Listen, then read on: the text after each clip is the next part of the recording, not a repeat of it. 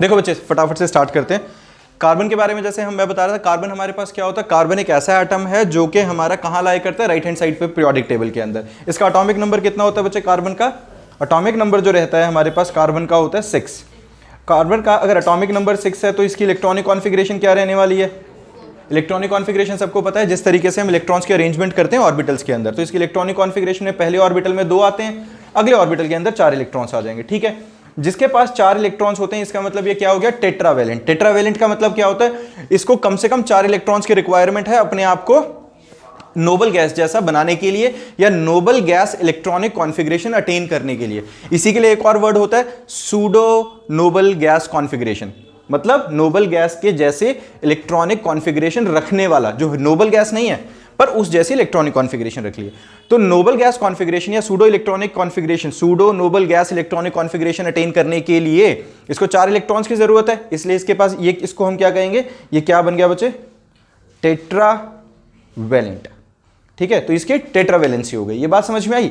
अब देखो अपने पास जो कार्बन होता है, अगर मैं इसके इलेक्ट्रॉनिक कॉन्फ़िगरेशन को अगर हम ऑर्बिटल के स्ट्रक्चर्स में बनाए तो कैसे बनेगा, बीच में अपने पास होता है न्यूक्लियस। जो पहला ऑर्बिटल आता है, पहले ऑर्बिटल के अंदर कितने इलेक्ट्रॉन्स आते हैं बच्चे, 2, और बाकी बचे हुए कहां चले जाएंगे, अगले वाले ऑर्बिटल में, जिसके अंदर 4 इलेक्ट्रॉन्स इस तरीके से भरे जाते हैं। क्लियर है। अब वो जिस तरीके से बॉन्ड बनाएगा, क्या होगा, किस तरीके से होगा, वो भी हम आगे डिस्कस करने वाले हैं।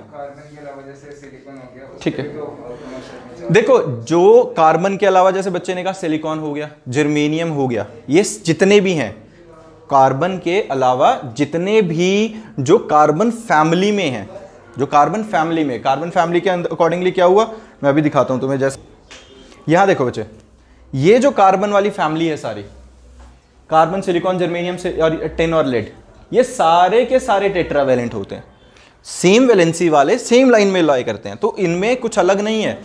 लेकिन कार्बन के पास इनसे ज्यादा और इनसे ज्यादा यूनिक एक प्रॉपर्टी है, जिसकी वजह से हम कार्बन के कंपाउंड्स के बारे में ज्यादा पढ़ रहे हैं। अदरवाइज ये जो हमारे पास ग्रुप 14 है, सारे के सारे ग्रुप 14 एलिमेंट्स क्या पोजेस करेंगे, टेट्रावेलेंसी, सबको 4 इलेक्ट्रॉन्स चाहिए। लेकिन इसके अलावा जो एक एक्स्ट्रा यूनिक प्रॉपर्टी है, ऐसा नहीं है बाकी किसी के पास नहीं है, लेकिन इतनी ज्यादा एक्सटेंड तक, इतनी ज्यादा अच्छे से बनाने वाली, इतनी ज्यादा वेल डिफाइंड वे से या इतनी वर्सेटाइल वे से इस चीज को यूज करने वाला कौन है, वो कार्बन है। उसको हम क्या कहते हैं, जो सेल्फ लिंकिंग प्रॉपर्टी होती है बच्चों, सेल्फ लिंकिंग प्रॉपर्टी, जिसको एक शब्द में हम क्या कहते हैं, कैटिनेशन। क्या कहते हैं, कैटिनेशन।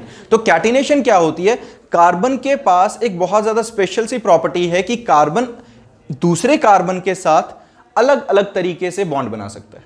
जैसे कार्बन कार्बन बायोचा, जैसे कार्बन कार्बन के बीच में सिंगल बॉन्ड हो सकता है, कार्बन कार्बन के बीच में डबल बॉन्ड हो सकता है, कार्बन कार्बन के बीच में ट्रिपल बॉन्ड हो सकता है, कार्बन दूसरे कार्बन के साथ रिंग लाइक स्ट्रक्चर बना सकता है, कार्बन उस रिंग के अंदर मल्टीपल बॉन्ड्स रख सकता है, कार्बन फर्दर ब्रांचेस बना सकता है, कार्बन लॉन्ग चेन बना सकता है, इनफाइनाइट लॉन्ग चेन बना सकता है। मतलब कार्बन कार्बन कार्बन की लॉन्ग चेन चलती जाएगी अनगिनत तक, कोई दिक्कत नहीं है उसमें। जैसे पॉलीमर्स बनते हैं उसके अंदर यही होता है, कार्बन की बहुत ज्यादा लॉन्ग चेन चलती जाएगी अपनी, और इसके अंदर अगर कोई कार्बन आके नीचे ब्रांच में भी जुड़ना चाहे तो कोई दिक्कत नहीं है। इसके अंदर भी कोई कार्बन आकर अगर साइक्लिक बनाना चाहे तो भी कोई दिक्कत नहीं है। तो मतलब समझ रहे हो, एन नंबर ऑफ पॉसिबिलिटीज हैं जिसके हिसाब से कार्बन दूसरे कार्बन से लिंक अप हो सकता है। जो ग्रुप 14 वाले एलिमेंट है, जैसे कार्बन के नीचे कौन सा था हमारे पास, कार्बन, अगर किसी को कार्बन फैमिली याद रखनी है तो कैसे याद रखें, कॉलेज से गए सुन पढ़ के, कॉलेज से गए सुन पढ़ के। ये कैसे याद रखने के लिए बोल रहा हूं मैं, कार्बन देखो 14th वाली जो अपनी फैमिली है उससे देखो, कॉलेज से गए सुन पढ़ के, carbon silicon germanium tin lead, ठीक है, carbon silicon germanium tin lead, college से गए सुन पढ़ के। ये जो 14th ग्रुप है ये सारे के सारे टेट्रावेलेंट है। सिलिकॉन है, जर्मेनियम है, ये बेस्ट सेमीकंडक्टर डिवाइसेस के अंदर सारे सेमीकंडक्टर इन्हीं से बनते हैं, वो सारे उनके अंदर भी कैटिनेशन की प्रॉपर्टीज हैं, मतलब सेल्फ लिंकिंग प्रॉपर्टीज हैं। लेकिन जितना वर्सेटाइल तरीके से कार्बन उनको यूज करता है और कोई नहीं कर सकता। उनकी कुछ लिमिटेशंस हैं, किसी सर्टेन तरीके से अरेंज कर सकते हैं अपने आप को, बहुत ज्यादा जितना, जैसे कार्बन तो बहुत अलग अलग तरीके के कंपाउंड बना सकता है, उतना और कोई नहीं बना पाएगा। This special property forces us to study about carbon. समझ रहे हो, पूरा सोच के देखो, पूरी 10th की बुक में पूरे पीरियोडिक टेबल में 118 एलिमेंट में से एक एटम ऐसा उठता है जिसके ऊपर हमें पूरा चैप्टर दे दिया गया है। तो कुछ तो स्पेशल था। वो स्पेशल इसलिए था क्योंकि दुनिया की पहली बात तो हर चीज के अंदर कार्बन है। कार्बन अलग अलग तरीके से कंबाइन करके अलग अलग कंपाउंड्स बना सकता है, और उन कंपाउंड्स बनाने की वजह से, उन फॉर्मेशंस की वजह से वो अलग अलग प्रॉपर्टीज दे रहा है, और वो दुनिया की ऑलमोस्ट हर चीज के अंदर कहीं ना कहीं कार्बन है ही है। बात समझ में आ गई है? तो ये कार्बन के बारे में हमें दो चीजें सबसे ज्यादा क्लियर याद रखनी है। क्या क्या होता है? एक तो हमारे पास थी टेट्रावैलेंसी, और दूसरी क्या होती है हमारे पास? सेल्फ कॉम्बिनेशन, जिसे कहते हैं catenation. The property of self combination of carbon atom to form large chain, by बच्चा लार्ज चेन आइसोमर्स होंगे जो हमारे पास, बाय बच्चा, या फिर ब्रांचिंग होगी या साइक्लिक स्ट्रक्चर्स होंगे, सारे वो कैटिनेशन की वजह से होंगे। क्लियर बात है ये? अब इसके बाद आता है हमारे पास अकरेंस ऑफ कार्बन। देखो बच्चे, अकरेंस ऑफ कार्बन, जैसे मैंने कहा दुनिया की हर चीज के अंदर कार्बन है, तो मतलब मिक्स स्टेट में तो जगह जगह पे। दूसरी और चीज कहां पे आती है? Free state. फ्री स्टेट का मतलब होता है नेचर में, नेटिव फॉर्म में, बिल्कुल कार्बन अपनी प्योरेस्ट फॉर्म में मिलता है हमें। किस तरीके से मिलेगा? तीन चीजें होती हैं। क्या क्या होंगे हमारे पास? जिन तीन तरीके से हमें कार्बन नेचर में मिलता है उनको कहते हैं एलोट्रॉप्स ऑफ कार्बन। क्या कहते हैं? Allotropes of carbon. Allotropes of carbon का मतलब नेचर में प्योरेस्ट फॉर्म में कार्बन जिस फॉर्म में मिलता है, और वो तीन तरीके हैं ऐसे। कौन कौन से हैं? हमारे पास है डायमंड, ग्रेफाइट और बकमिंस्टर फुलरिन। ये जो तीनों हैं, डायमंड, ग्रेफाइट और बकमिंस्टर फुलरिन, ये तीनों एलोट्रॉप्स ऑफ कार्बन है, कार्बन की प्योरेस्ट फॉर्म है। ये किसी और चीज के साथ कंबाइंड नहीं है, सिर्फ और सिर्फ कार्बन है इनके अंदर। ये बात समझ में आई? अब होता क्या है, बाकी कंबाइंड स्टेट तो मैंने जैसे बताया कि दुनिया की हर चीज के अंदर ही कार्बन है। जैसे हमारे पास फॉसिल फ्यूल्स हैं, एयर है, इवन ह्यूमन बॉडी है, या कुछ भी है। Organic compounds, inorganic compounds. Organic कौन से होते हैं? Living, inorganic non living. तो ऑलमोस्ट हर चीज के अंदर कार्बन है ही है। तो जिसमें हमारे पास फॉसिल फ्यूल्स के अंदर है, फैट है, प्रोटीन है, वुड है, कॉटन है, वूल, एक्सेट्रा, कार्बन डाइऑक्साइड, फलाना ढमकाना, सब में कार्बन भरा पड़ा है। क्लियर है? प्योरेस्ट फॉर्म में, एलोट्रॉप्स की फॉर्म में सिर्फ तीन है, दैट इज डायमंड, ग्रेफाइट और बकमिंस्टर फुलरिन। अब डायमंड और ग्रेफाइट, इनके बारे में हमने सुना हुआ है, नाम तो बचपन से सुनते आ रहे हैं। डायमंड का मतलब हीरा होता है, ग्रेफाइट का मतलब हमारा क्या होता है? जो पेंसिल के अंदर सिक्का है। ये देखा हुआ है, अज्यूम कर सकते हो चीजें क्या है। अब एक बात सोच के देखो, मैं एक तरफ तो बोल रहा हूं पेंसिल का सिक्का। पेंसिल का सिक्का मतलब 2 रुपए से शुरू हो जाता है, 5 रुपए का मैक्स। 5 रुपए के सिक्के के पेंसिल के अंदर अच्छा खासा ग्रेफाइट आ जाता है। लेकिन क्या 5000 में भी बहुत उस साइज का डायमंड ला सकते हैं? नहीं ला सकते। बहुत अलग अलग तरह की प्रॉपर्टीज पोजेस कर रहे हैं दोनों। एक बहुत shiny, extraordinary brilliance possess करता है डायमंड। ग्रेफाइट डल होता है बिल्कुल, ना तो एक्स्ट्रा शाइन है ना कुछ है।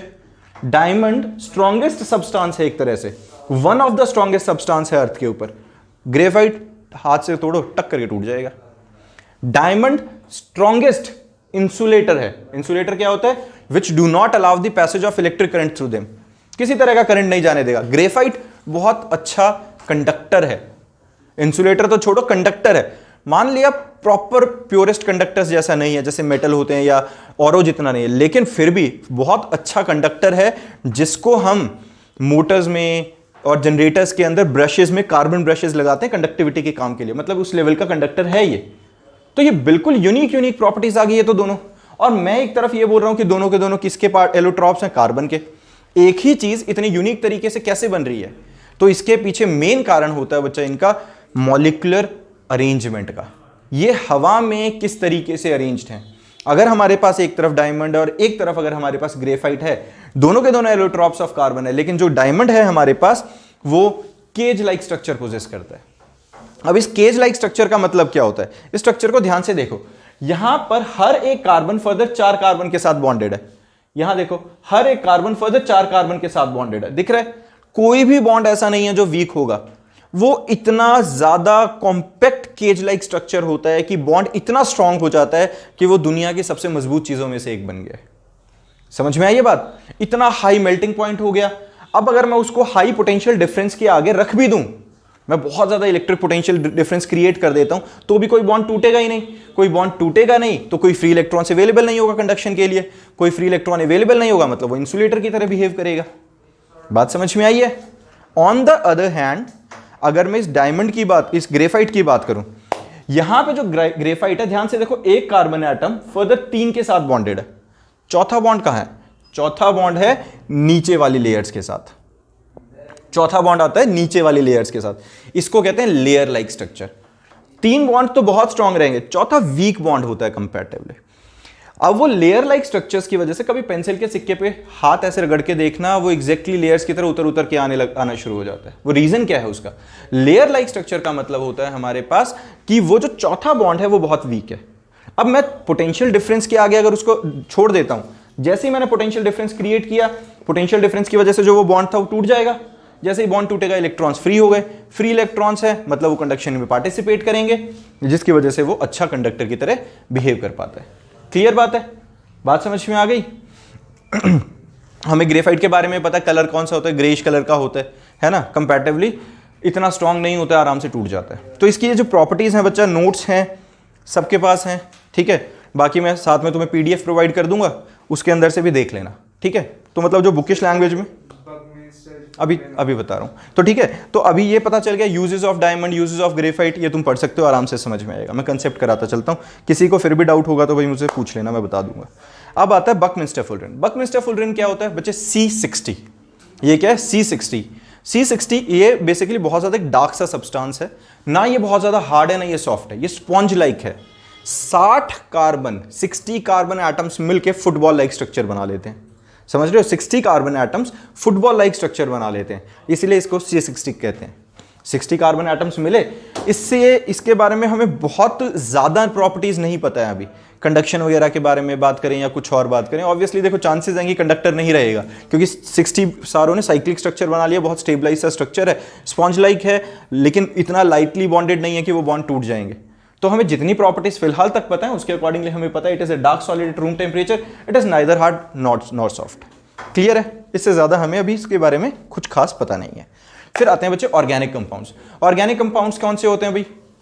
ऑर्गेनिक कंपाउंड्स हमारे रहेंगे the compound of carbon are known as organic compound. सीधा compounds of carbon are known as organic compound. Most of the organic compound are non conductor of electricity. जितने भी हैं most of the carbon compounds जो रहेंगे non conductive रहेंगे। अब इसका एक कारण समझो, नॉन कंडक्टिव क्यों रहेंगे? कंडक्शन के लिए हमारे पास दो चीजों का होना जरूरी है, या तो चार्जेस हों या इलेक्ट्रॉन्स अवेलेबल हो फ्री। अब जो हमारा कार्बन जब बॉन्ड बनाता है, इस चीज को समझना बच्चे, तुम्हें पता कोई बताएगा टाइप ऑफ बॉन्ड्स कितने होते हैं? कितने तरह के बॉन्ड होते हैं? दो होते हैं। चलो दो तो हैं ही, कौन कौन से? आयनिक और कोवलेंट, है ना। इसके अलावा एक और होता है कोवलेंट कोऑर्डिनेट बॉन्ड, तुम्हारे सिलेबस से थोड़ा ऊपर का है, और दो तीन और होते हैं, उसके बारे में बात करेंगे बाद में। अभी मैं पहला मुद्दे की बात करता हूं, सीधा आयनिक और कोवलेंट के बारे में, ठीक है। आयनिक बॉन्ड का मतलब समझो पहले। आयनिक बॉन्ड का मतलब होता है बेटा जिस टाइम पे आयंस की फॉर्मेशन होगी और आयन आयन आपस में जुड़ के क्या करेगा? बॉन्ड बना लेगा। कौन कौन से आयन होंगे? एक कैटाइन होगा और एक एनाइन होगा। कैटाइन क्या होता है बच्चे? Positive ion. एनाइन क्या होता है? Negative ion. अब कैटाइन और एनाइन कैसे बनेगा? इसका एग्जांपल सीधा सा समझते हैं। मैं सोडियम, दूसरी ये बच्ची क्लोरीन है, मैं सोडियम हूं, ये क्लोरीन है। सोडियम के पास क्या है? देखो अंत में हर किसी की एक ही इच्छा है, जीवन में हर किसी का एक ही टारगेट है, हमें चाहिए स्टेबिलिटी। स्टेबिलिटी कब आएगी? जब हम नोबल गैस जैसा बन जाएंगे। नोबल गैस जैसा कैसे बनेंगे? अगर हमारा ऑक्टेट कंप्लीट हो जाएगा। अब एक बात बताओ, इसको एग्जाम्पल की तरह अगर समझे नोबल गैस जैसा बनने के लिए, सोच के देखो कि मान लो तुम्हारे पास 10 रुपए हैं और 1 रुपए का, 10 रुपए का तो नोट है और 1 रुपए का सिक्का है जेब में। अब वो 1 रुपए का सिक्का हमेशा जेब में परेशान करेगा तुम्हें। क्यों परेशान करेगा? क्योंकि जो 10 रुपए का नोट है वो बहुत ज्यादा कॉम्पैक्ट है, हमने फोल्ड किया जेब में डाला, कोई परेशानी नहीं। 1 रुपए का सिक्का परेशान करता रहेगा, अलग उछलता रहेगा। वहीं साथ में एक और गरीब बैठा है जिसके पास 9 रुपए हैं, 9 के 9 सिक्के, वो तो बिल्कुल ही पागल हो रखा है संभालते हुए, उसमें नीचे बैठ रहा है तब गिर जाते हैं जेब से, चल रहा है छन छन की आवाज आ रही है, बिल्कुल बुरा हाल किया, वो तो बहुत ही अनस्टेबल है। अब अगर उसे स्टेबल होना है तो उसे कितने रुपए चाहिए? एक और रुपया मिला तो वो स्टेबल हो जाएगा। अब मान लो मैं वो था जिसके पास 11 रुपए थे, अमीर आदमी 10 का नोट 1 रुपया एक्स्ट्रा, ये गरीब औरत 9 रुपए, लेकिन बहुत ज़्यादा अनस्टेबल। मैं भी अनस्टेबल हूं, मैं भी चाहता हूं इलेक्ट्रॉन को दे दूं, क्योंकि मेरे को पता है मेरे अगर मैं अपना आगे उस 1 रुपए के साथ नोट पूरा करना चाहता हूं तो मुझे 9 रुपए की उधार मांगनी पड़ेगी। 9 रुपए की उधार तो कोई नहीं देने वाला, मुझे बहुत गिड़गिड़ाना पड़ेगा, रोना धोना पड़ेगा, और मैं उन 9 रुपए को संभालूंगा भी कैसे? मेरी औकात तो 11 रुपए वाली थी, तो मतलब मैं 9 रुपए तो नहीं ले सकता। ऑन द अदर हैंड ये जो बच्ची बैठी है इसके पास कितने इलेक्ट्रॉन्स है बच्चे? इसके पास हैं या कितने रुपए हैं? 9 रुपए। अब इसको स्टेबल होने के लिए 1 रुपया और चाहिए, ये फटाक से 10 रुपए होते ही अपना नोट में ट्रांसफर करेगी उसे और बिल्कुल स्टेबल होकर बैठ जाएगी। अब ये अपने 9 रुपए मुझे दान क्यों नहीं दे देती? भाई 9 रुपए का तो बहुत बड़ा अमाउंट है, ऐसे कैसे दान दे दे, है ना? इतनी तो कोई अमीरियत नहीं झलक रही इसमें। तो ये क्या करेगी, ये आके मुझे बोलेगी कि सर प्लीज दे दो, थोड़ा सा गिड़गिड़ाएगी, मेरे को देना तो था ही बट उसके लिए थोड़ी एनर्जी चाहिए, है ना? कोई आके थोड़ा गिड़गिड़ाए तो मैं फेंक तो सकता नहीं उसे, तो ये जैसे ही आके गिड़गिड़ाएगी मतलब ये मुझे एनर्जी प्रोवाइड करेगी आके, इसकी इलेक्ट्रॉनिक फील्ड आके मुझसे वो इलेक्ट्रॉन ले लेगी। मैं अपना इलेक्ट्रॉन जैसे ही इसे डोनेट करूंगा, मैं सबके आगे दिखा रहा हूं मैं कौन, दानदाता। मैंने अपना इलेक्ट्रॉन दे दिया, मेरे पास से नेगेटिव गया है, अगर मेरे पास से नेगेटिव गया तो मेरे ऊपर क्या आ गया, पॉजिटिव, मेरे ऊपर क्या आ गया, पॉजिटिव।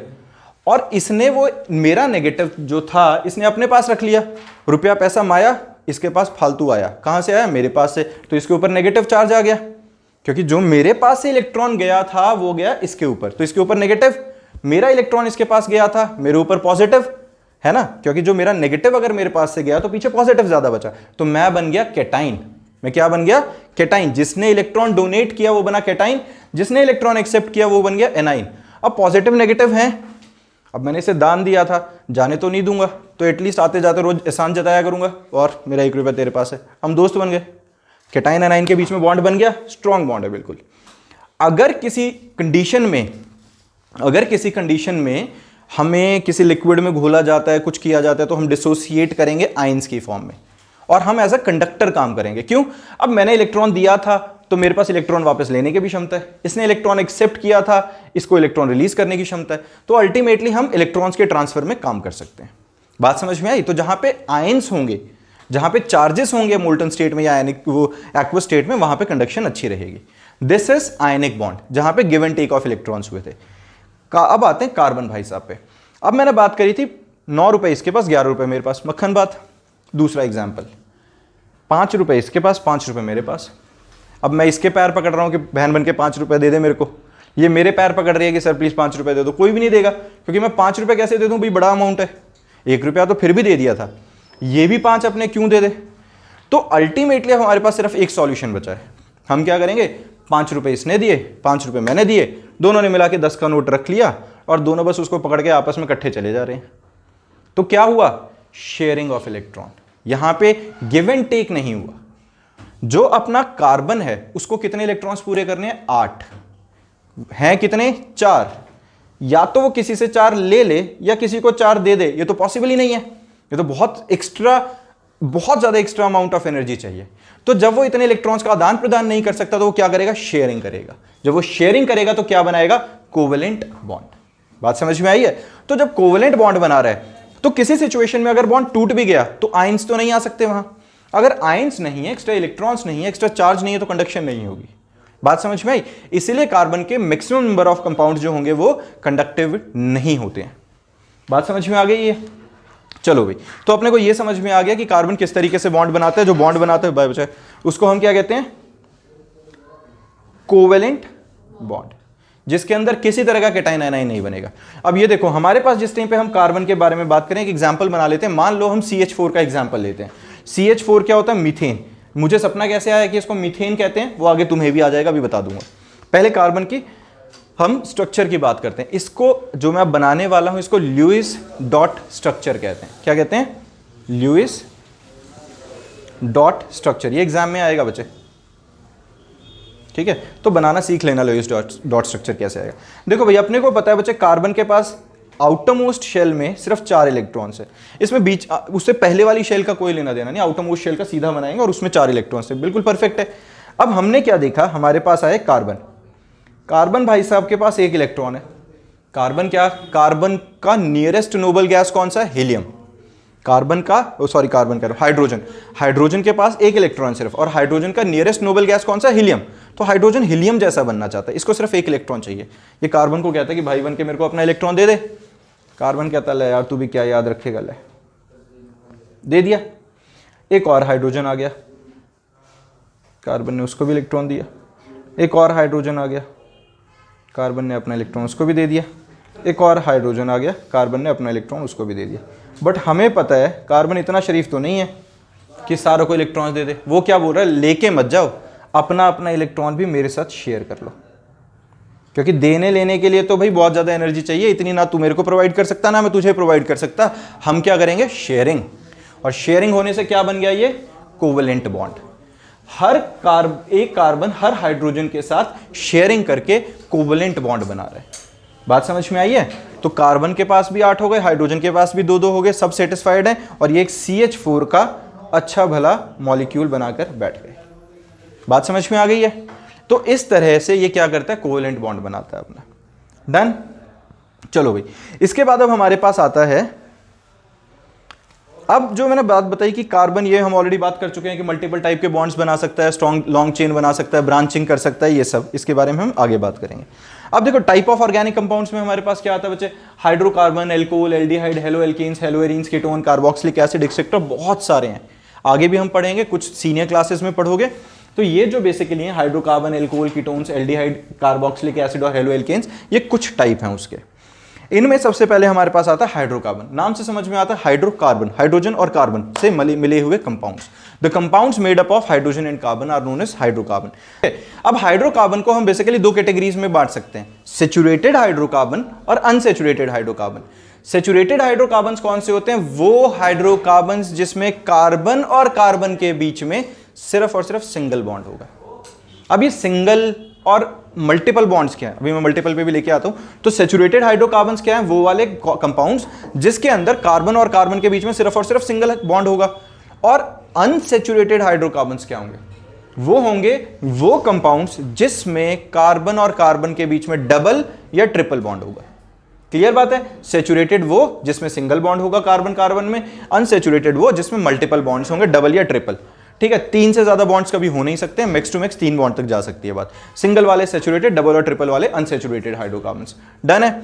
अब इसके अंदर होता क्या है समझो जरा, पहले बॉन्ड बनाना देखते हैं कि किस तरीके से हमारे पास बनता होता कार्बन कार्बन के बीच में। एक सिंपल एग्जांपल लेते हैं, अगर एक कार्बन यहां था, इसके पास कितने बचे, 1 2 3 4, बिल्कुल ठीक है। एक और कार्बन आया जिसके पास 1 2 3 और 4 है। ठीक है, यहां पर हाइड्रोजन आया, इसके साथ बॉन्ड बन गया, हाइड्रोजन आया, इसके साथ बॉन्ड बन गया, हाइड्रोजन आया और इसके साथ बॉन्ड बन गया। 3 हाइड्रोजन तो यहां आ गए, ऐसे ही 3 हाइड्रोजन इनके साथ बॉन्ड बना लेंगे जो दूसरे वाला अपना कार्बन था।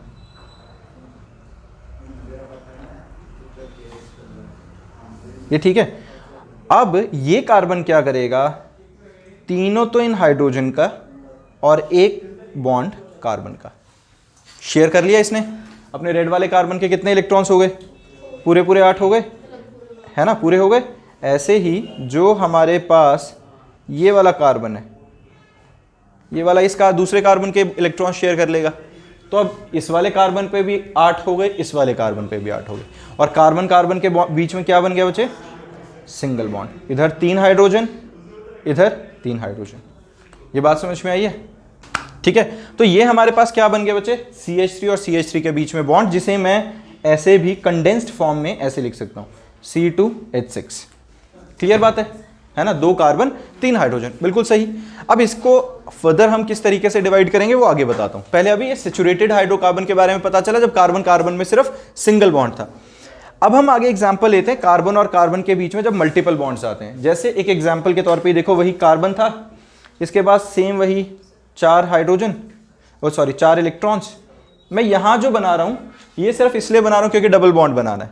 तो सच में ऐसा कुछ नहीं होता है कि जैसे डबल बॉन्ड बनते हैं तो उड़ के 2 इलेक्ट्रॉन इधर सेटल होते हैं या कुछ, वो अपना तरीका होता है। पर यहां समझने के लिए हम हमेशा ल्यूइस डॉट स्ट्रक्चर में इसी तरीके से बनाएंगे। अब यहां पे ऐसा बना, दूसरा जो कार्बन बनेगा वो कहां आएगा, उसके 2 इलेक्ट्रॉन्स इधर और 2 इलेक्ट्रॉन यहां वहां। बाकी अब सेम वही 2 हाइड्रोजन आए, 2 हाइड्रोजन आए,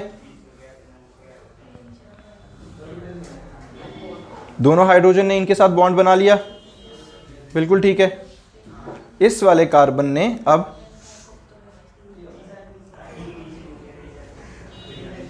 ये क्या हो गया, देखो कार्बन के पास कितने इलेक्ट्रॉन्स हो गए, 1 2 3 4 5 6 7 8 इलेक्ट्रॉन्स पूरे। ऐसे ही जो हमारा रेड वाला कार्बन है वो भी यही करेगा, इसके पास भी हो गए पूरे बॉन्ड। तो देखो अब ये बना किस तरीके से, कार्बन और कार्बन के बीच में डबल बॉन्ड और 2 हाइड्रोजन यहां, 2 हाइड्रोजन यहां। ये बात समझ में आई है? और इसको हम लिखेंगे क्या, C2H4। इसी तरीके से अगर मैं कार्बन कार्बन के बीच में ट्रिपल बॉन्ड बनाऊं तो क्या आएगा, अब मैं डायरेक्टली बना दूं, ऐसे ही यहां हो जाएगा और एक हाइड्रोजन यहां, एक हाइड्रोजन यहां, जो हमारा बनेगा C2H2। क्लियर है ये बात? तो इस तरीके से हमारे पास ट्रिपल बॉन्ड बन सकता है। जो ये डबल और ट्रिपल बॉन्डेड कार्बन एटम्स हैं इनको हम क्या कहते हैं, अनसैचुरेटेड हाइड्रोकार्बन्स, और जो सिंगल बॉन्डेड थे उनको हम क्या कहेंगे, सैचुरेटेड हाइड्रोकार्बन। बात समझ में आ गई? दो कैटेगरीज का क्लियर हो गया अपने पास। अब इसी के अंदर अब हमारे पास क्या आता है जब एक तीसरा टाइप क्या आ जाता है बच्चा, साइक्लिक हाइड्रोकार्बन।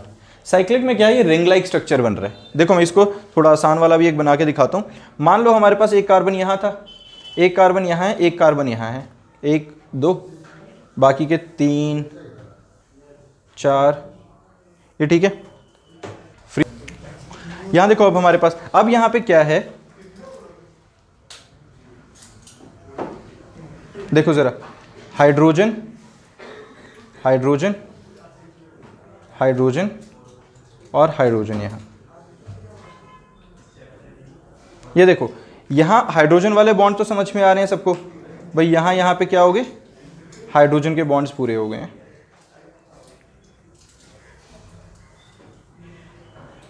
ये क्लियर है? और अब जो ऊपर वाला कार्बन है वो क्या करेगा, देखो जरा, यहां से 1 2 3 4 5 6 और 7 8 इन सारे इलेक्ट्रॉन्स को अपने साथ शेयर कर लेगा। 8 इलेक्ट्रॉन्स हो गए पूरे। ऐसे ही नीचे वाला कार्बन जो है 1 2 3 4 5 6 और 7 8 इन इलेक्ट्रॉन्स को शेयर कर लेगा अपने साथ, इसके भी इलेक्ट्रॉन्स पूरे हो गए। ऐसे ही जो तीसरा वाला होगा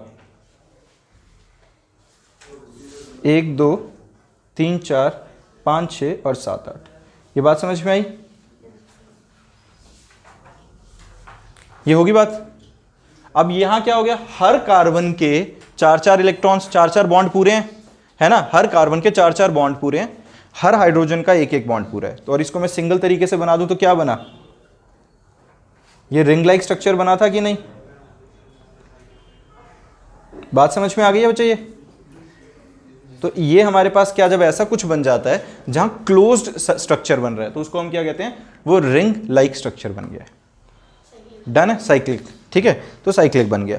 अब इनमें इनके कुछ कॉमन नेम्स आते हैं। कॉमन नेम्स किस तरीके से होते हैं, देखो जरा।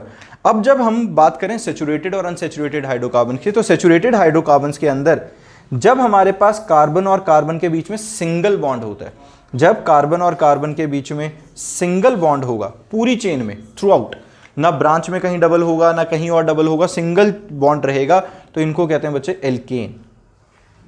क्या कहते हैं, एल्केन। इस पे ध्यान देना, एन पे, ठीक है। अगर कार्बन और कार्बन के बीच में डबल बॉन्ड आ जाता है, कार्बन और कार्बन के बीच में डबल बॉन्ड आ जाता है, तो डबल बॉन्ड के लिए हम क्या कहते हैं, एल्कीन।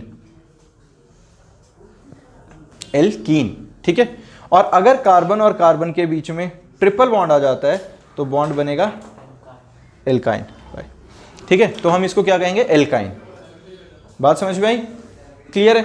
और अब इसमें एक चीज समझना बच्चे, अगर हमारे पास एक कार्बन की लॉन्ग चेन चल रही है, मान लो एक लॉन्ग चेन चल रही है, चलती जा रही है, इसमें कहीं पर भी मल्टीपल बॉन्ड आ जाए, कहीं पर भी, मान लो सिर्फ एक डबल बॉन्ड आ गया, पूरी चेन में कार्बन, सिर्फ एक कार्बन और कार्बन के बीच में अगर डबल बॉन्ड आ गया है तो भी ये पूरा हाइड्रोकार्बन अनसैचुरेटेड हाइड्रोकार्बन बन गया, ये पूरा एल्कीन बन गया।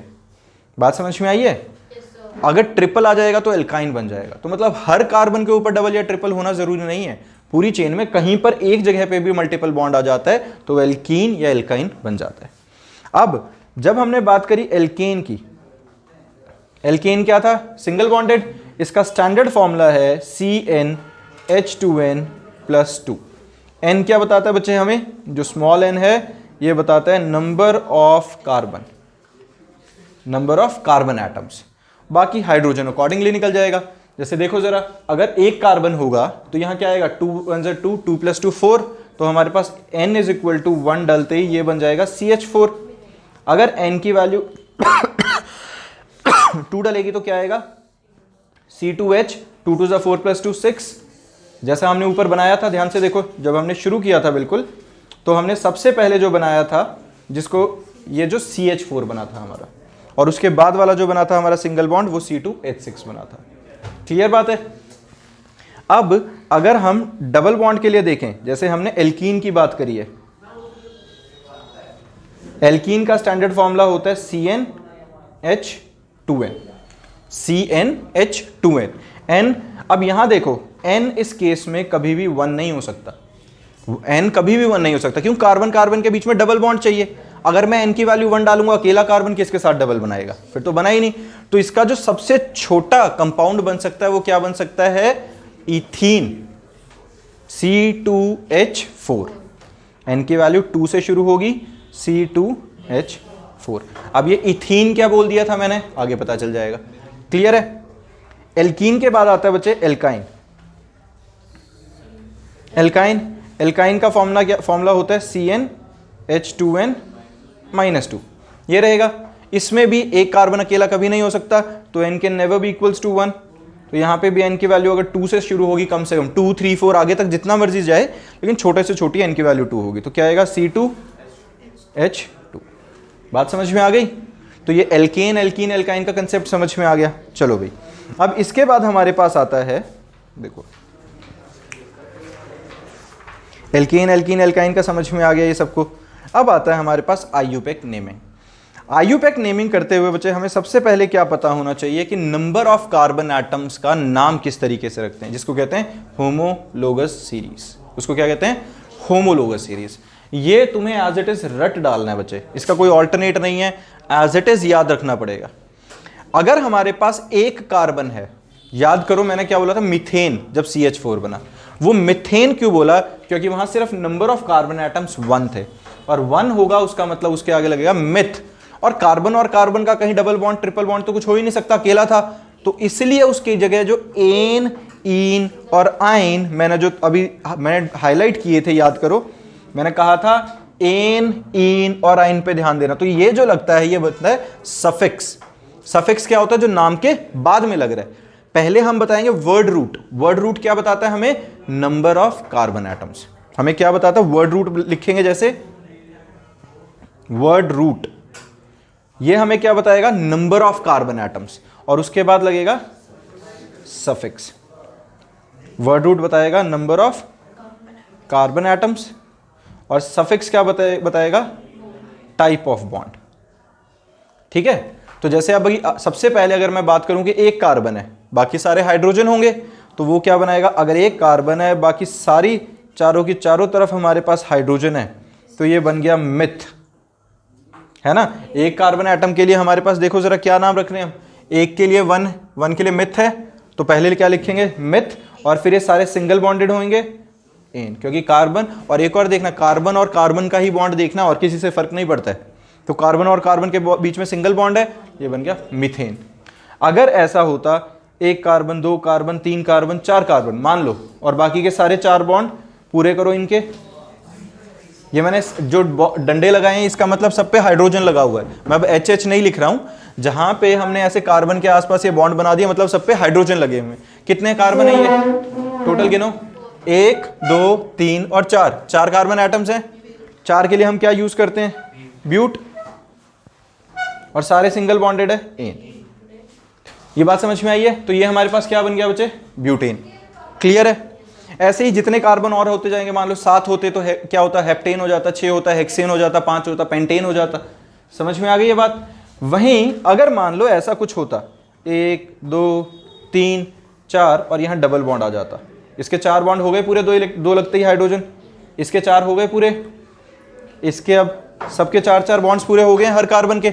देखो जरा, हर कार्बन के आसपास ये जो बॉन्ड्स हैं 4 हैं, परफेक्ट है। कितने कार्बन एटम्स हैं?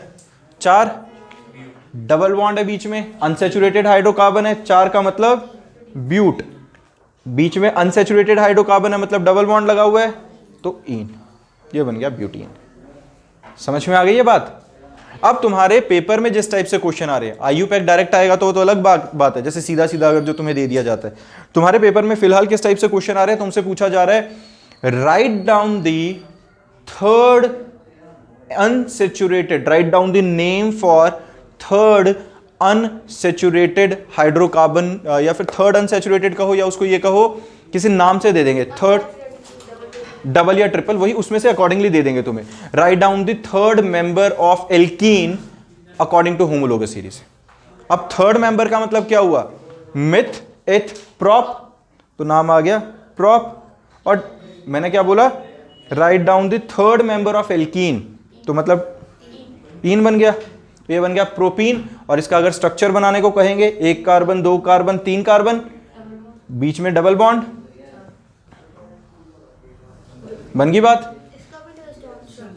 नहीं, हाँ 3 है बेटा, 3 के लिए बोला है, 3 मतलब मिथ एथ प्रॉप। ध्यान से देखो यहाँ 3 वाले के लिए हमारे पास प्रॉप लगता है। एल्कीन, एल्कीन एक्स एथ से स्टार्ट होता है, तो क्या हुआ, एथ से, देखो ये कंफ्यूजन इसका ठीक है कि ये क्या बोल रहा है, ये बोल रहा है कि भाई जो हमारे पास एल्कीन या एल्काइंस है अनसैचुरेटेड, वो तो एथ से स्टार्ट होते हैं, मिथ तो होता ही नहीं है।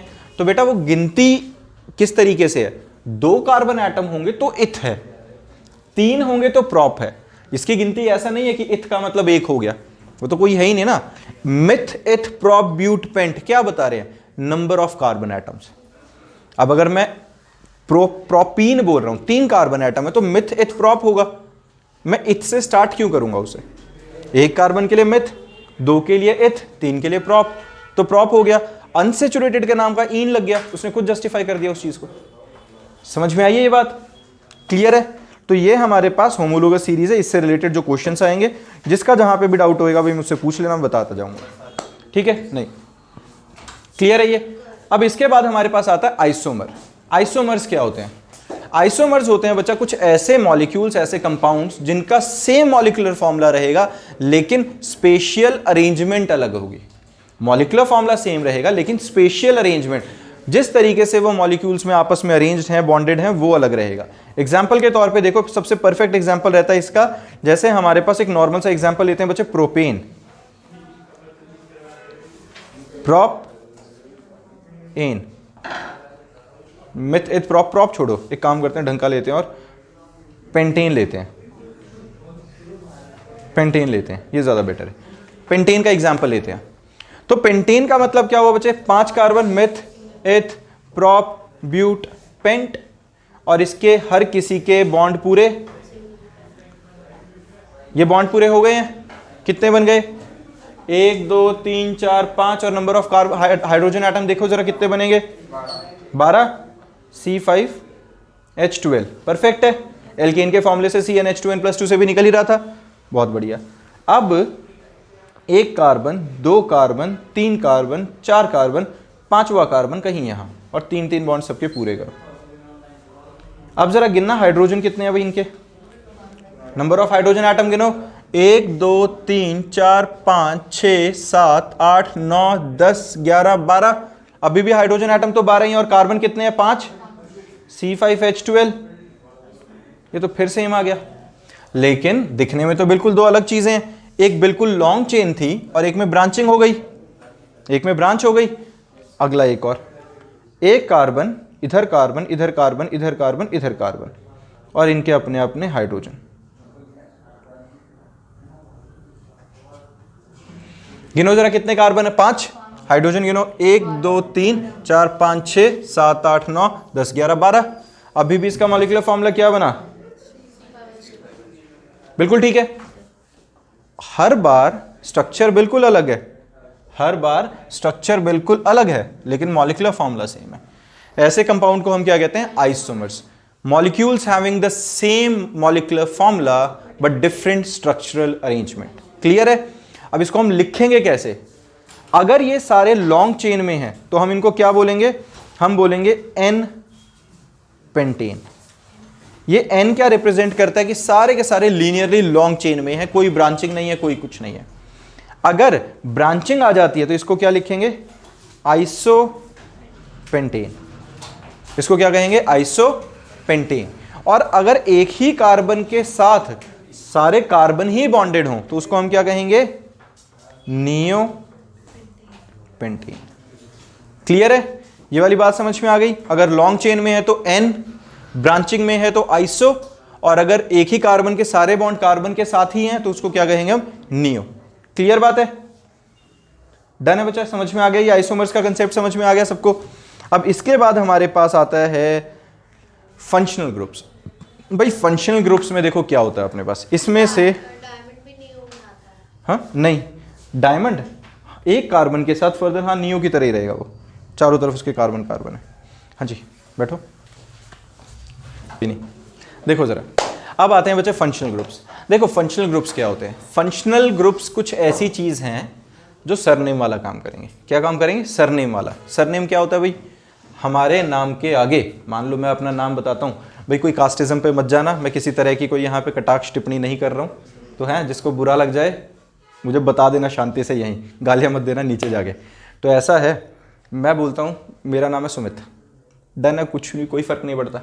अब मैं कहता हूँ सुमित शर्मा, तुम में से कोई सा वो कह देगा किसी वो दिन कि ये पंडित जी हैं, भोग लगा दो, मैं लगवाने के लिए तैयार हूँ, दे देना, कोई दिक्कत नहीं। तो ऐसा है, तुम जैसे ही मैंने शर्मा कहा तो किसी किसी के जो कास्टिस्ट लोग हैं, जिनको धर्म से जात से फर्क पड़ता है, कुछ होंगे ऐसे, तो वो मेरे बारे में कुछ इमेजिनेशंस लगा लेंगे।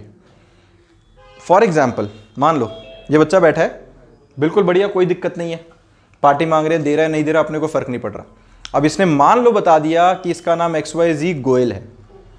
अब हमने कहा बढ़िया, ये तो नहीं देता पार्टी, वो हमने खुद अजम्पशन लगा ली, हम मतलब जबरदस्ती जो स्टीरियोटाइप्स हम लगा रहे होते। तो क्या हो रहा है भाई, फिर वही अगर बढ़िया हो तो कोई सॉरी फॉर दैट, बट ऐसा है नहीं, सोच लेना ये। तो सुनो एक बारी, मुद्दे की बात क्या है, अगर नाम जो भी था, बड़े से बड़ा नाम चलता आ रहा है, लेकिन उसके आगे सरनेम जैसे ही लग रहा है, वो उसकी पूरी प्रॉपर्टीज एक्सप्लेन कर रहा है ना। नाम जो था वो ठीक है, लेकिन जैसे ही सरनेम लगा वो उसकी पूरी प्रॉपर्टीज एक्सप्लेन कर देता पूरे, या ये कह लो कि पूरी प्रॉपर्टी बदल डालता है एकदम से, है ना।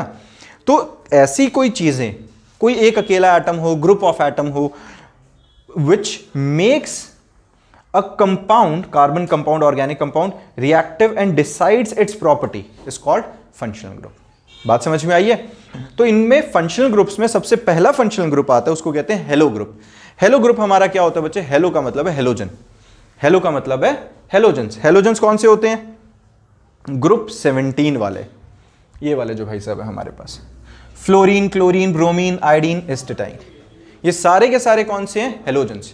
तो जब फ्लोरीन, क्लोरीन, ब्रोमीन, आयोडीन इनमें से कुछ भी लग जाएगा तो हम कहेंगे ये हेलो ग्रुप लग गया। अब देखो मैं एक बार ना एक और IUPAC नेमिंग की एक चीज समझाता हूं। मैंने अभी तक तुम्हें बताया था वर्ड रूट और सफिक्स, वर्ड रूट और suffix. Word root number of carbon atoms, suffix बता रहा था किस तरीके से बॉन्डेड है, क्योंकि बॉन्डिंग भी उसकी एक तरह से प्रॉपर्टी बता रही थी। अब हम सरनेम के भी आगे चलते हैं, गोत्र। गोत्र मतलब शर्मा, शर्मा के आगे भी रेतवाल, सेंडिले, XYZ कुछ भी जो भी होते हैं, ठीक है, तो वो और ज्यादा कोर प्रॉपर्टी बताने लग जाएंगे। तो ये बॉन्ड लगा लो या डबल बॉन्ड, ट्रिपल बॉन्ड थे, ये मान लो सरनेम थे, जो गोत्र है उसको और ज्यादा वेल डिफाइंड करता जाएगा प्रॉपर्टीज को। तो इसमें सबसे पहले देखो नेमिंग में क्या क्या लगेगा। वर्ड रूट था जो बता रहा था हमें नंबर ऑफ कार्बन एटम्स, फिर लगता है हमारा primary suffix, primary suffix kind of surname, और फिर इसके आगे लगता है सेकेंडरी सफिक्स जो कि काइंड ऑफ गोत्र होगा, ठीक है।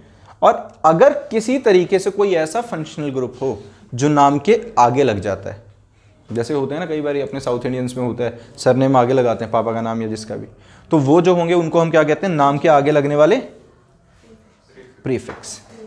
तो पूरे IUPAC का जो स्ट्रक्चर है वो ये है बच्चे, prefix, word root, primary suffix या सेकेंडरी सफिक्स साथ में।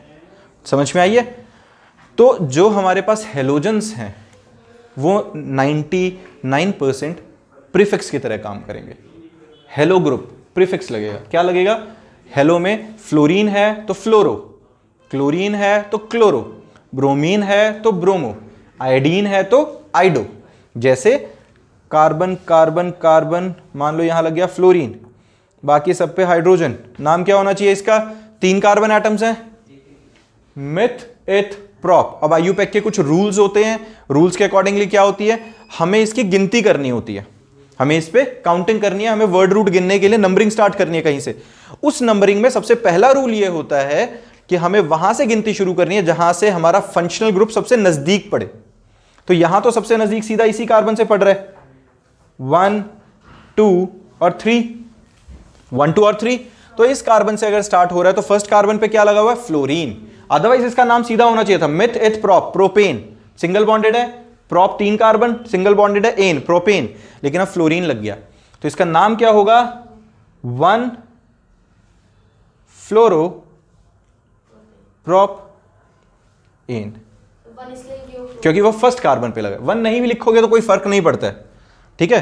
लेकिन अगर 2 पे होता फिर तो हाँ ठीक है भाई, फ्लोरीन, ये फ्लोरीन की स्पेलिंग शायद मैंने गलत लिख दी है, देख लेना, ठीक है? जो भी होगी वो चेक कर लेना अपना, ठीक है? 1 फ्लोरो प्रोपेन, ये बात समझ में आई है? इन केस इसको अब बदल के देखते हैं।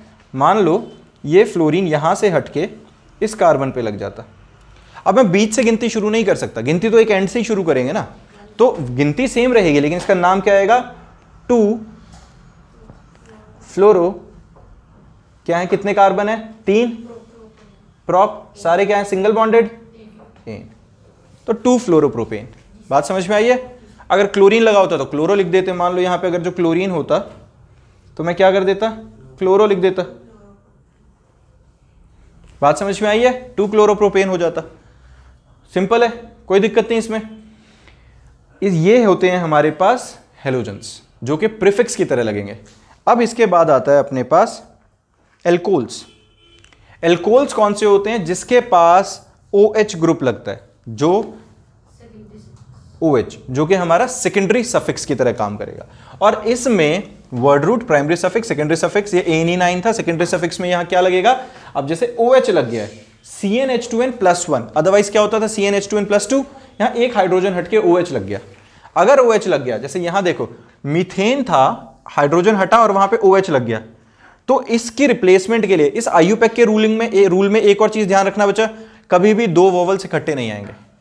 2 वॉल्स कभी इकट्ठे नहीं आएंगे। जैसे एन, इन, आइन, तीनों के अंदर जो ई होता है वो ई हट के ओल या जो भी उनका सेकेंडरी सफिक्स होता है वो लग जाएगा। ये ध्यान रखना, क्लियर है ये? अब जैसे मिथ था, इसके साथ एक OH लग गया तो क्या बना? मिथेनॉल। मिथ एक कार्बन, एन सिंगल बॉन्ड, ई हट के ओल लग गया। समझ में आई है? जैसे ये कार्बन, हाँ, क्योंकि वोवल इकट्ठे नहीं हो सकते, यहां हमने OH लगाया तो एक कार्बन के लिए नाम आ गया मिथ, आना था सिंगल बॉन्ड, तो ये, और OH के लिए सफिक्स क्या लगता है? ओल, ठीक है? तो ये ई हटाएंगे यहां से और इसके जगह क्या लिख देंगे? ओल, मिथेनॉल।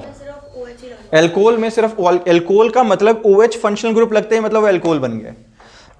जितनी मर्जी लॉन्ग कार्बन चेन हो, मतलब 1 carbon, 2 carbon, 3 carbon, 4 carbon, 5 carbon, और यहां पे मान लेते हैं इसके ऊपर कहीं लग गया OH, बाकी सब पे हाइड्रोजन अपने। बेचा नहीं, OH जो गया है, पहली बात तो आइसो, नियो और एन वो IUPAC नेमिंग में नहीं आते, वो कॉमन नेमिंग में आते हैं। हम जो बात करें वो IUPAC नेमिंग की बात कर रहे हैं। 2 तरह की नेमिंग होती है, 2 तरह के रूल्स होते हैं। हम जो नेमिंग करेंगे ना वो IUPAC, हम किसके हिसाब से नेमिंग करेंगे? 2 सिस्टम है, एक कॉमन नेमिंग, एक IUPAC नेमिंग, तो हम IUPAC के हिसाब से करते हैं। IUPAC क्या है? International union of pure and applied chemistry.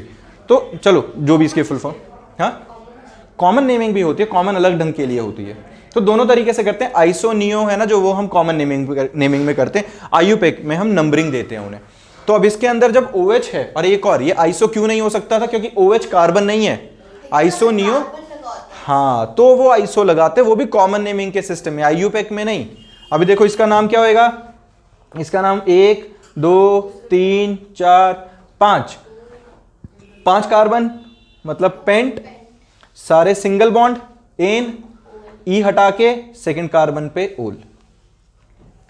Paint ने क्या बताया? 5 कार्बन थे। एन ने क्या बताया? सारे सिंगल बॉन्डेड थे। 2 ओल ने क्या बताया? दूसरे कार्बन पे OH लगा हुआ था। समझ में आई बात? क्लियर है? 2 कोई चक्कर नहीं, वो 2 पोजीशन नहीं बताएगा कि OH कहां लगा है। पेंट के उधर लगाओगे तो फिर तो ये नहीं हो गया कि 2 पेंट कहां से आ गए, हमें तो ये बताया ना कि OH कहां लगा है? दूसरे कार्बन एटम पे लगा है। बात समझ में आ गई? इस तरीके से हमारे पास ये हो गया इसका। फिर आता है एल्काइल ग्रुप। एल्काइल ग्रुप क्या होता है बच्चे? देखो, एल्काइल ग्रुप हमारे पास होता है जिस टाइम पे CH4 में से एक हाइड्रोजन गायब कर दो और इसको एज अ ब्रांच लगा दो।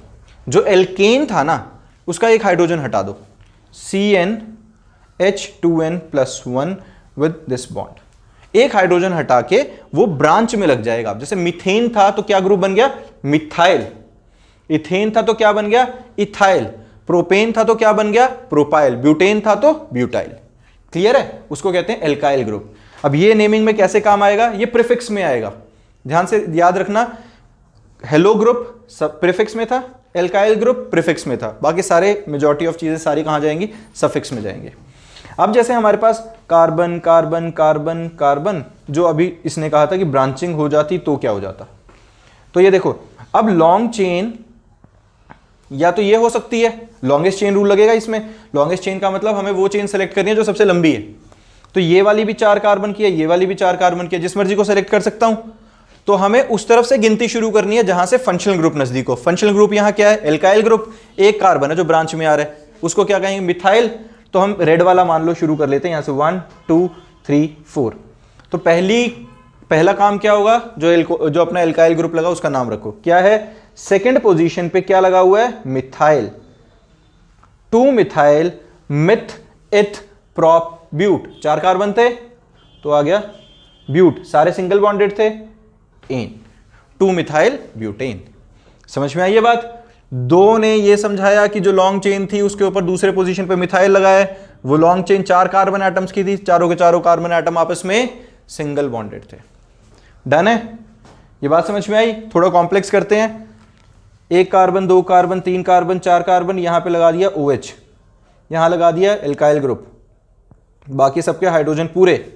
ठीक है, अब इसमें हमें मेन ब्रांच, हमेशा मेन चेन उसको सेलेक्ट करेंगे जहां फंक्शनल ग्रुप आए ही आए। OH भी फंक्शनल ग्रुप है, CH3 भी फंक्शनल ग्रुप है। एक लगेगा प्रीफिक्स, एक लगेगा सफिक्स। प्रायोरिटी किसको देनी है गिनती में, OH को। एल्काइल ग्रुप को लीस्ट प्रायोरिटी पर रखेंगे। समझ में आ रहे हो, गिनती में अगर 2 फंक्शनल ग्रुप आ गए हैं तो हम किसको प्रायोरिटी देंगे, बाकी वालों को, एल्काइल को लीस्ट प्रायोरिटी में रखेंगे। तो इसमें हम देखो गिनती जब शुरू करेंगे, 1 कार्बन 2 कार्बन 3 कार्बन 4 कार्बन, जब ऐसे चल रहे हैं तो हमारे पास ध्यान से देखो, सेकंड पे सबसे पहले प्रीफिक्स लगेगा। सेकंड पोजीशन पे क्या लगा है बच्चे, मिथाइल। कितने कार्बन है, 4, ब्यूट, सारे के सारे सिंगल बॉन्डेड, एन। एन का ई हटा देंगे और वो क्या लग जाएगा, ओल।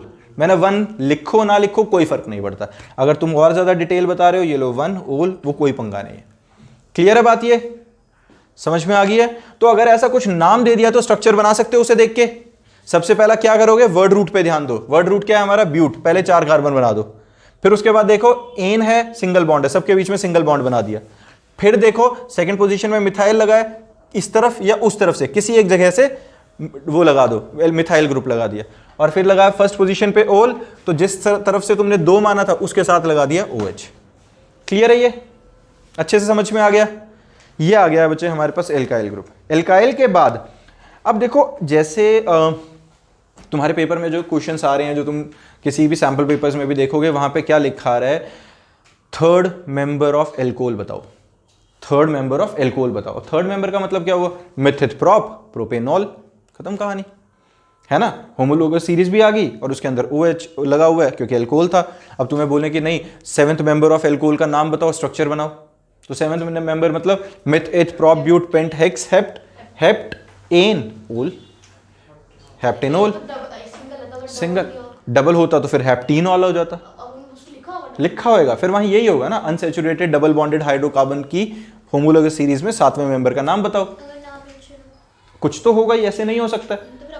अपनी मर्जी से नहीं लोगे बच्चा, ऐसा नहीं है। जब तक नाम वहां 100% मेंशन्ड होगा, either it is a saturated hydrocarbon और अनसैचुरेटेड हाइड्रोकार्बन। अगर अनसैचुरेटेड है तो उसके अंदर मेंशन्ड होगा फर्दर कि आइदर इट इज एल्कीन और alkyne, either it is a double bonded carbon atom और it is a triple bonded carbon atom. Clear है बात ये। इसके बाद हमारे पास आता है बच्चा एल्डिहाइड, जिसके अंदर एल्डिहाइड में क्या होता है, CHO ग्रुप लगा होता है लास्ट में, CHO ग्रुप लगेगा। अब ये जो ग्रुप है ना हमारे पास, देखो CHO, ये हमेशा एंड ऑफ चेन में लगेगा। ये किसके लिए होता है, एल्डिहाइड ग्रुप। और इसके लिए भी क्या लगेगा, एल्डिहाइड के लिए सफिक्स लगेगा जिसको कहते हैं अल। सफिक्स लगेगा अल। जैसे carbon carbon carbon carbon bond है, मान लो यहां पे डबल बॉन्ड O और H लग गया। ये ध्यान रखना, ये कभी भी सेंटर ऑफ चेन या मिड ऑफ द चेन में नहीं लग सकता। जैसे एल्कोहल था या अपने हेलोजन्स थे सारे, या कोई एल्काइल ग्रुप था, वो कहीं भी लग सकते थे पूरे चेन में। लेकिन जो एल्डिहाइड है वो हमेशा एंड ऑफ चेन में लगेगा, बीच में कभी नहीं लगेगा। तो जहां लास्ट में डबल बॉन्ड O और H आ गया मतलब ये क्या लग गया, एल्डिहाइड लग गया। और इसका नाम क्या हुआ, मिथ इथ प्रोप ब्यूट। गिनती कहां से शुरू करेंगे, इधर से, है ना। मैं एक और चीज बताऊं, मैं थोड़ा तेज तेज करा रहा हूं बच्चे ये वाला। अगर किसी को और डिटेल्ड फंक्शनल ग्रुप की इसकी IUPAC की नेमिंग चाहिए, इवन +1 +2 लेवल तक की, और विद नोट्स चाहिए, तो मैं लिंक दे दूंगा तुम्हें, उस लिंक के थ्रू देख लेना उसे। थोड़ी डिटेल्ड है क्योंकि वो बहुत ज़्यादा अच्छे लेवल पे थोड़ी सी IUPAC के ऊपर फोकस करके ज़्यादा कराई हुई है, ऑर्गेनिक केमिस्ट्री पूरी है। तो अगर किसी को देखनी है वहाँ से देख लेना। 10th लेवल पे फिलहाल IUPAC की ओवर डिटेलिंग की ज़रूरत नहीं है, तो इसलिए और थोड़ा तेज़ करें, रीकैप की तरह कर रहे हैं। तो डिटेल जिसको देखनी होगी देख लेना वहाँ से, ठीक है। बाकी जिसको नोट्स चाहिए होंगे तो मैं PDF प्रोवाइड कर दूंगा। बाकी भाई तुम बता देना, और कुछ चाहिए होगा तो मैं दे दूंगा तुम्हें। ये देखो ज़रा, इसका नाम देखो ज़रा क्या बनेगा, मिथित प्रोप ब्यूट एन अल। ये AL ने क्या बताया कि क्या लग गया बच्चे, 4 carbon atom but, single bonded ane, और लास्ट में लग गया al, that is aldehyde. Clear है। तो ब्यूटेनल, ये AL किसके लिए लगा है, सफिक्स लगा है एल्डिहाइड ग्रुप के लिए। बेटा डबल बॉन्ड कार्बन कार्बन के बीच में नहीं है, ध्यान से देखो, कार्बन और ऑक्सीजन के बीच में है। तो जो सैचुरेटेड और अनसैचुरेटेड क्या फर्क होता है, वो कार्बन और कार्बन के बीच के बॉन्ड का होता है। कार्बन और ऑक्सीजन के डबल बॉन्ड से नहीं फर्क पड़ेगा, उससे कोई फर्क नहीं पड़ेगा। कार्बन और कार्बन के बीच में अगर मल्टीपल बॉन्ड होता तो अनसैचुरेटेड कैटेगरी में जाता और वो एल्कीन बनता, लेकिन यहां पर कार्बन और कार्बन में सब में सिंगल है तो वो एल्कीन है। क्लियर है। डबल अगर मान लो, ये बच्ची बोल रही है यहां अगर डबल होता, बिल्कुल देखो अब जरा, मान लो अगर यहां डबल बॉन्ड होता तो इसका नाम क्या होता, मिथित प्रोब्यूट ब्यूट। अब ये कहां लगा है, सेकंड कार्बन के ऊपर, ब्यूट, पहले लिखो ब्यूट इन। अब ये इन कहां लगेगा, सेकंड कार्बन, इन 1 अल, ठीक है। 1 अल ना भी लिखते लेकिन 2 जरूर लिखना पड़ता, ब्यूट 2 इन 1 अल, ठीक है। समझ में आ गया ये बात। तो ये हो गया हमारे पास एल्डिहाइड ग्रुप। एल्डिहाइड ग्रुप के बाद आता है बच्चे हमारे पास कीटोन। कीटोन क्या होता है, हमारे पास कीटोन होता है जिसमें डबल बॉन्ड O लगेगा, जिसके अंदर हमारे पास क्या लगेगा, डबल बॉन्ड O लगेगा। डबल बॉन्ड O का मतलब क्या हुआ, ये याद रखना, ये कभी एंड ऑफ चेन नहीं लग सकता। कीटोन जो होगा कभी भी एंड ऑफ चेन में नहीं लगेगा। इसका जो सफिक्स होता है वो क्या होता है, ओन या 1, ठीक है, ओन प्रोनाउंस करते हैं इसे, ओन। और ये कभी भी एंड ऑफ चेन में नहीं लगेगा, क्योंकि अगर एंड ऑफ चेन में लग गया तो एल्डिहाइड बन जाएगा, डबल बॉन्ड O और एक हाइड्रोजन CHO बन गया वो। तो जब भी कार्बन के साथ डबल बॉन्डेड O बीच में कहीं लग जाए तो वो क्या बन जाएगा, कीटोन। समझ में आ गई बात। और ये कीटोन के अंदर नेमिंग क्या आएगी, देखो जैसे यहां हाइड्रोजन, कितने कार्बन है, 3, प्रोप, सिंगल बॉन्डेड एन, लग गया ओन। क्लियर बात है। प्रोपेनोन, ठीक है, प्रोपेनोन, मिथ इथ। अच्छा सेकंड कार्बन के लिए लो, ठीक है, हमने पोजीशन भी बता दिया उसकी। क्लियर। फर्स्ट और लास्ट पे लग नहीं सकता इसलिए मैंने पोजीशन मेंशन नहीं करी थी। तो फिर भी अगर और ज़्यादा आ जाता तो नंबर तो फिर भी लिखना पड़ता। ये क्लियर है बच्चा। इसके बाद हमारे पास आता है कीटोनिक ग्रुप के बाद हमारे पास मिलेगा carboxylic acid. Last functional group है, चिंता मत करो। फंक्शनल ग्रुप में लास्ट में जो हमारे पास है कार्बोक्सिलिक वाला, कार्बोक्सिलिक में हमारे पास क्या होता है, C डबल बॉन्ड OH।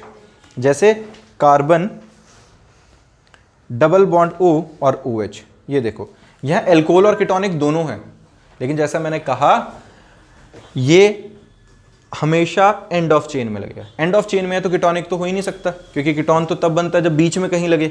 और ये जब लगेगा इसके लिए हमारे पास सफिक्स क्या लगेगा, सफिक्स लगेगा ओइक एसिड। क्या लगेगा, ओइक एसिड। ये बात क्लियर है। जैसे यहां देखो 1 carbon 2 carbon 3 carbon 4 carbon double bond OOH, यहां पे हमारे पास बाकी सारे बॉन्ड पूरे, तो इसका नाम क्या बन गया, ब्यूटेनोइक एसिड। Butanoic acid. बात समझ में आ गई है, क्लियर है। ये कभी भी बीच में लग नहीं सकता, तो नंबरिंग वगैरह झंझट खत्म। डन है। बहुत बेसिक लेवल की जितनी नॉमेनक्लेचर तुम्हें फिलहाल जरूरत है या डिटेल चाहिए और हम डिस्कस कर लेंगे, लेकिन जितनी जरूरत है उतना हो गया यहाँ पे।